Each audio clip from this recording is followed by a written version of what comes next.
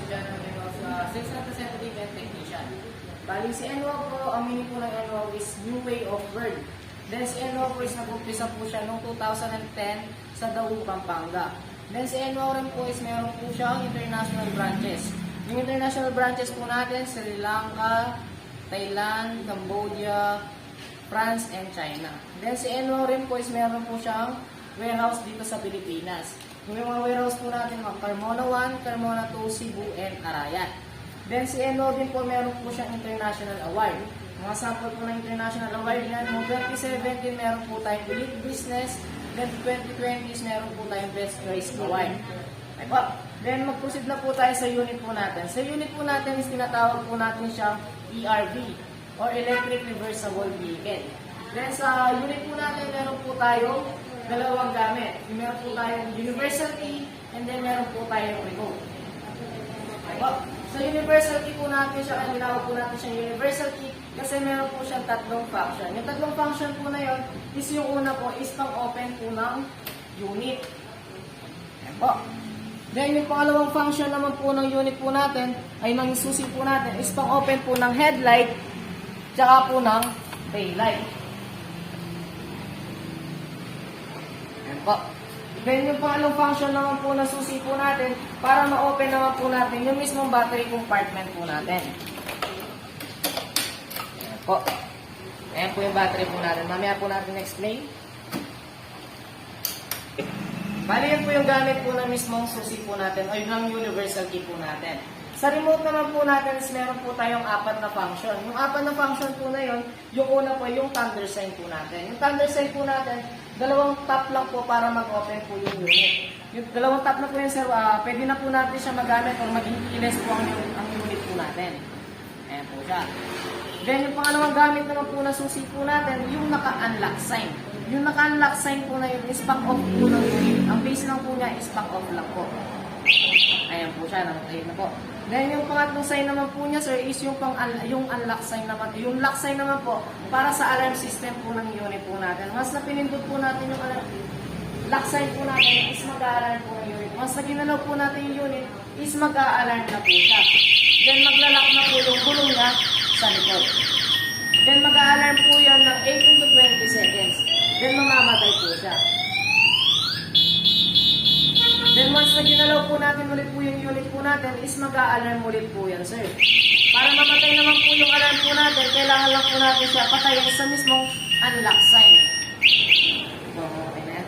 Then ito naman po yung tinatawag po natin na bell sign, pang-recognize po kung nasan po yung mismong unit po natin. Sample po natin, nag-park po tayo sa SM, para sa inyong unit po kayo, pindutin nyo lang po yung bell sign para ma-check nyo po kung nasan po yung unit nyo o kung anong unit po yung unit nyo.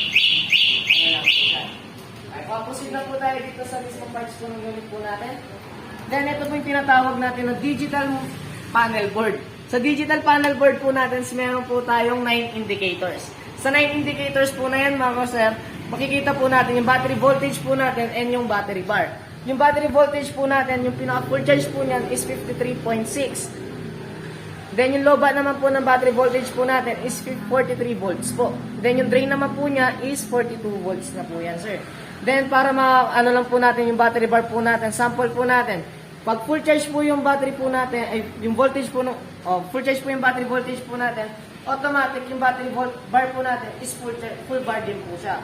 Once na low bat naman po yung battery voltage po natin na 43 volts, ganun din po yung mismong battery bar po natin. Nagiging 1 bar na lang po siya. Then yung battery voltage po natin, once na 42 volts naman po siya, yung battery bar po natin is nagbi-blink na po siya. Means pa-drain na po yung mismong battery po natin. Then sa next indicator po natin, yung mismong ready sign indicator po natin. Yung ready sign indicator po natin, once na in-open na po natin siya sa ignition key, is ready to use na po natin yung unit natin. Pwede na po natin siyang magamit. Then yung sunod na indicator po natin, yung speedometer po natin. Sa speedometer po natin dyan is makikita po natin kung gaano kabilis po yung mismong unit po natin. Then yung susunod na po indicator po natin, yung time travel and then yung distance kilometer indicator po natin. Sa time travel indicator po natin, once na in-open na po natin yung unit, is magka-count na po tayo kung magka-count na po siya kung ilang minutes na po siyang naka-open or pinapandar yung unit. Then yung time distance kilometer naman po, malalaman po natin yan kung ilang kilometro na yung mismo tinatakbo po natin. Then, yun na po yung mga indicator na nakikita nyo sa mismong panel board po natin. Yung mga hindi nyo po nakikita sa mismong indicator sa panel board po natin, ito po yun. Yung left and right signal light indicator po natin. Sa left and right signal light indicator po natin, pag nagsisignal light po kayo sa kaliwa, 10 meters ahead, bago po kayo kumaliwa o kumanan, para aware po yung nasa likod po natin kung saan po tayo pupunta. Then, yung susunod po na indicator po natin, yung hazard indicator po natin. Yung hazard indicator po natin, magagamit po natin yan once na nagpa-parking po tayo or emergency po tayo. Yun po yung gamit po na mismo ng hazard po natin. Then, yung last na indicator po natin is yung headlight indicator po natin. Yung headlight indicator po natin, makikita nyo po dito, para po siyang jellyfish na sign. Then, para hindi nyo na rin po kayo gumungaw, kung nakabukas po yung headlight po ninyo, makikita nyo na po yung mismong indicator po natin. Okay po. Then, dito naman po tayo sa right side po ng indicator po natin, or the right side po ng mga ano po natin. Ito naman po yung tinatawag natin na accelerator. Yung accelerator po natin, ito po yung use po niya kung para magamit na po natin yung unit po natin. Pihitin lang po natin yung mismong accelerator natin. Pero once na nagpihit ka po sa mga accelerator po natin, hindi po siya kagaya ng motor. Yung sa motor po kasi is ginagas po natin siya. Ito po, dapat pag pinandar po natin siya, is fix lang po tayo kung nakapihit. Hindi po siya kagaya ng motor na na-accelerate, na binobomba or ginagas-gas po natin siya. And then ito naman po yung sa baba po niya, yung meron po tayo 1, 2, 3, yung sa mismong speed selector po natin. Meron po sa speed selector po natin, sa speed 1 po niya, ang bilis po ng speed 1 po natin is, sa speed 1 po natin is tumatakbo po siya ng 21 km per hour. Then sa speed 2 po natin is tumatakbo po tayo ng 27 o 28 km per hour. Then yung sa speed 3 naman po natin is tumatakbo po tayo ng 35 km per hour. Yan po yung maximum speed po ng e-bike po natin. Then sa taas naman po niya, ito po yung makikita po natin na handbrake para sa harap. Sa preno po natin sa harap. And then meron naman po tayong tinatawag dito na brake lock. Para once na nagpa-parking po tayo sa mga matatarik na lugar, ito lang po yung adjust natin. Or magpreno lang po kayo para ma-lock na po siya. Once na i-release naman po natin yung mismong brake lock naman po natin, pihitin lang po natin yung mismong preno po natin para ma-release na po yung mismong brake lock po natin. Then dito naman po tayo sa left side naman po, ito po yung tinatawag natin na hand grip. Ito po yung hand grip para ma-support lang po natin once na nagmamaneho po tayo, kung kakaliwa tayo o kakanan. Then ito naman po yung tinatawag po natin na combination switch. Sa combination switch po natin, is meron po siya mga, ayan. Sa taas po niyan yung zero sign is, yung purpose po ng zero sign natin is yung pang drive po natin or pa-abante. Ayan po siya. Yung zero sa negative side naman po niya, is yung base po niya is pang-atras po niya or pang-reverse po natin. Ayan po. Then ito naman po yung sinasabi ko kanina, kasama po siya sa 9 indicators po natin, yung left and right na signal light indicator po natin. Then dito na rin po natin makakita yung mismong masa yung indicator po natin. Then yung last po natin na indicator, yung sa mismong combination switch po natin, yung busina po natin. Yun po yung mga indicator natin. Yun po yung mismong mga function po natin sa mismong combination switch po natin. Then proceed po tayo dito sa harap po niya, sir. Bali, ito pong flarings po natin is tinatawag natin siyang PPR. Or meaning po niya is polypropylene random. Glossy type na rin po siya and mineralized. Ito po yung mga flarings po niyan, sir. Ayan na po siya, palibot na po yung mga flarings po natin. Then dito naman po yung headlight cover po natin. Dito natin naka-indicate yung mismo signal light po natin. Then yung headlight po natin. Yung headlight naman po natin is LED na rin po siya. Then meron po siyang 8 watts. Then dito naman po sa baba po niya, ito po yung tinatawag po natin na round neck. Yung round neck na yung nakapaloob po dyan, yung mismong manubela bearing po natin. Then ito naman po yung tinatawag po natin na basket po natin. Yung basket po natin is made by stainless na po siya. Hindi po siya basta-basta kinakalawak. And then yung load weight capacity po ng basket, sa front basket po natin is 20 kilos po siya. Pero yung ina-advise lang po natin is yung 5 kilos para di po siya mahirapan. Kung meron po kayo mabigat na hindi po kayo mahirapan once na kakaliwa kayo or kakanan. Then meron din po tayong basket sa likod. Same lang po siya, may stainless na rin po siya. Then yung loading capacity po niya is 100 kilos. Pero ang advisable lang po sa kanya is 80 kilos po. Okay po. Then dito naman po tayo, balik po tayo dito sa harap. Ito po yung sa baba po ng basket po natin. Ito naman po yung tinatawag po natin na basket supporter. Para once na maglagay po kayo na medyo mabigat, nakasupport po tayo, hindi po siya agad-agad na masisira yung mismong basket po natin.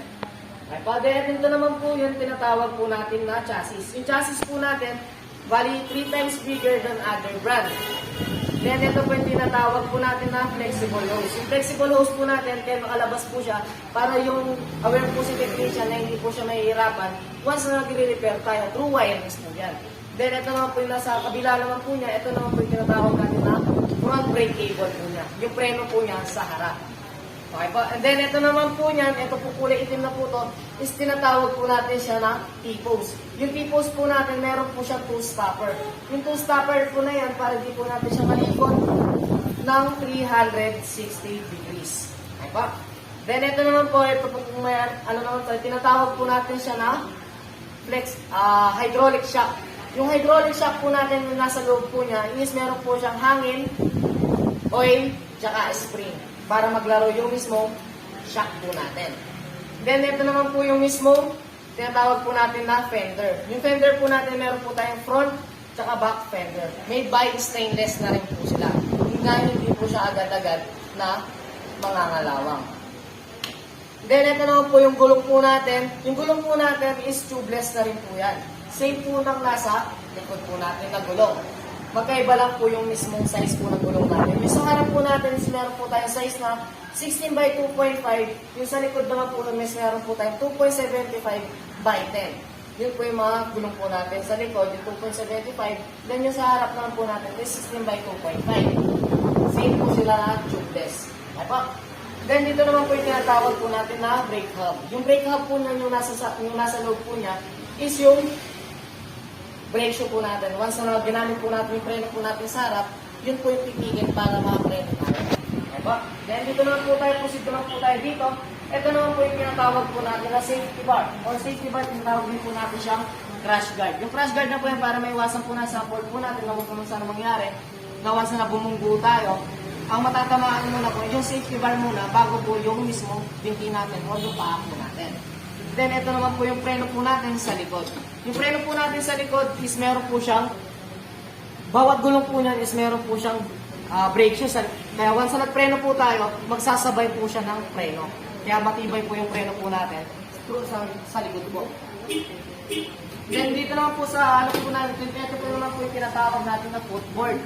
Yung footboard po natin para sa driver seat. And then, meron din po tayo dito. Ito po naman po itawag natin na footrest para sa passenger seat naman po. Para yung apakan po ng passenger.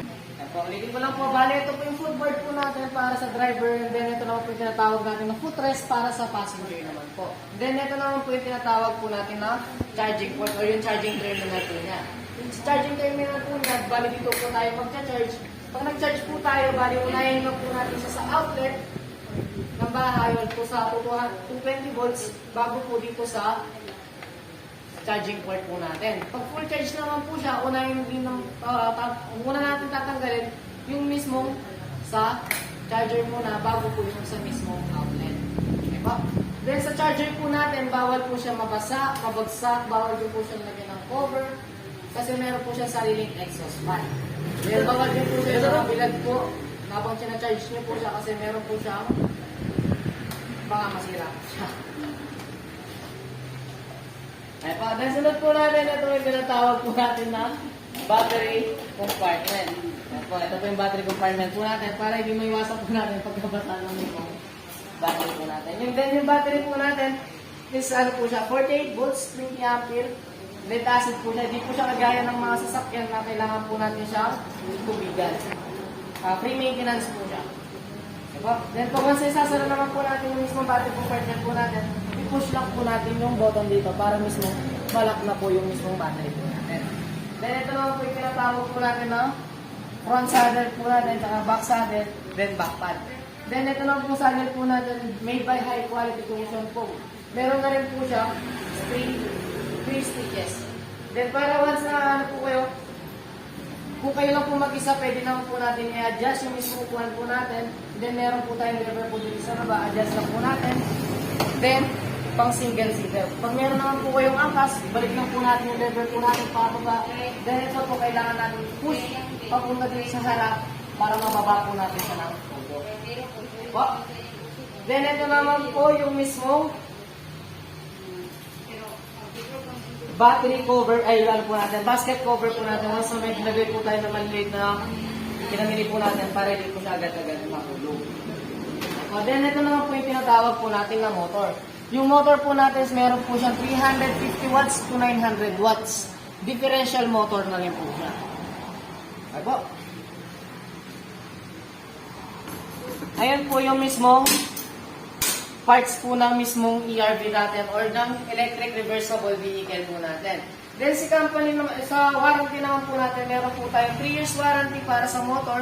Meron rin po tayong 2 years warranty para sa charger. Meron rin po tayong 1 year sa mga major parts po ng unit po natin. Then, sa company naman po, meron po siyang ino-offer na installment. Sa installment po natin, yung pinaka-lowest down payment po sa ERV po natin is 10,000 down payment po natin. Then yung monthly po niya is yung monthly niya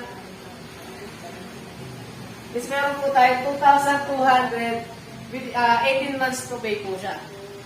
Ay po, sa yung pag nag-installment po natin, mag-installment po tayo, meron lang po tayo mga kailangan na requirements. Sa buyer po natin, kailangan po natin 2 valid IDs, barangay clearance, loan for e-bike purposes, proof of income, proof of billing, then kailangan po natin ng 2x2 picture. Then sa co-maker po natin, kailangan lang po ng 2x2 picture, 2 valid IDs, and barangay clearance lang po. Yan lang po.